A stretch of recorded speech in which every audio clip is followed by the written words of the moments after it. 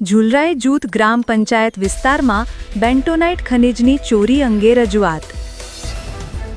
ઝુલરાય જૂથ ગ્રામ પંચાયત વિસ્તારમાં વોટરશેડના કામકાજ દરમિયાન બેન્ટોનાઇટ ખનિજની ગેરકાયદેસર ચોરી ફરીથી ચાલી રહી હોવાની ગંભીર રજૂઆત અરજદાર શ્રી શક્કરભાઈ ફકીરભાઈ રબારી, ઝુલરાય ગામ, તાલુકો લખપત દ્વારા કરવામાં આવી છે. માહિતી અનુસાર લગભગ 10 મહિના પહેલા પણ આ જ વિસ્તારમાં વોટરશેડના કામ દરમિયાન મોટા પાયે બેન્ટોનાઇટ ખનિજની ચોરી કરવામાં આવી હતી. તે સમયે અરજદારે ખનિજ ચોરી અને ભ્રષ્ટાચાર સામે અવાજ ઉઠાવ્યો હતો, જેનો વિડીયો ગુરુજી સરહદવાલા યુટ્યુબ ચેનલ પર પ્રકાશિત થયો હતો અને બાદમાં અનેક ન્યૂઝ ચેનલો પર પણ પ્રસારિત થયો હતો. અરજદારના પત્રવ્યવહાર અને ફરિયાદોને અનુસરીને તે સમયની ખનિજ ચોરી તાત્કાલિક રીતે બંધ કરવામાં આવી હતી.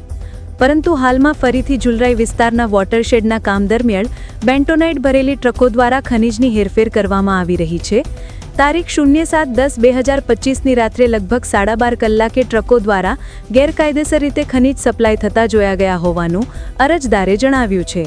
શ્રી શક્કરભાઈ રબારીએ માંગ કરી છે કે જો આ કામગીરી માટે સંબંધિત વિભાગ તરફથી કોઈ પ્રકારની મંજૂરી અપાઈ હોય તો તેની નકલ જાહેર કરવામાં આવે અને જો મંજૂરી વિના ખનિજની હેરફેર થઈ રહી હોય તો તેના વિરુદ્ધ તાત્કાલિક કાયદેસર કાર્યવાહી હાથ ધરી સરકારની સંપત્તિ અને કુદરતી સંસાધનોનું રક્ષણ કરવામાં આવે. ખેતીને ઉત્પાદન થશે અને કામ આવશે, પણ મંજૂરી હોય તો એ લોકોને કાગળે દે દે, એ લોકોનો વિરોધ નથી. અને ખનિજ ચોરી આપની કચેરીથી પણ એ જાણવું અને મંજૂરી મળી છે એ લોકોને બેન્ટોનાઇટ ઉપાડવાની એ જાણવું છે. ગામના લોકો પોતાના કદાચ કામે નીકળે ને તો પણ પોલીસ વાળા પ્રેશર કરે છે કે તમે રાજુભાઈ નીકળે એટલે કદાચ મંજૂરી હોય ને એ લોકોને કદાચ મંજૂરી લેટર આપી દે એ લોકોનો વિરોધ નથી. તપાસ કરો. જો અનલીગલી થતો હોય એ લોકોનો અને સરપંચને પણ અમને ફોન કરે તો સરપંચ સાહેબ નીકળી ગયા. સરપંચ સાહેબ એમ કહે છે કે મોટા આવશે તો મોટા આવી શકે નહીં આવે. એટલે બધા એ લોકોના આગેવાન છે, અગ્રણી ગામના ચૂંટેલા હોદ્દેદારો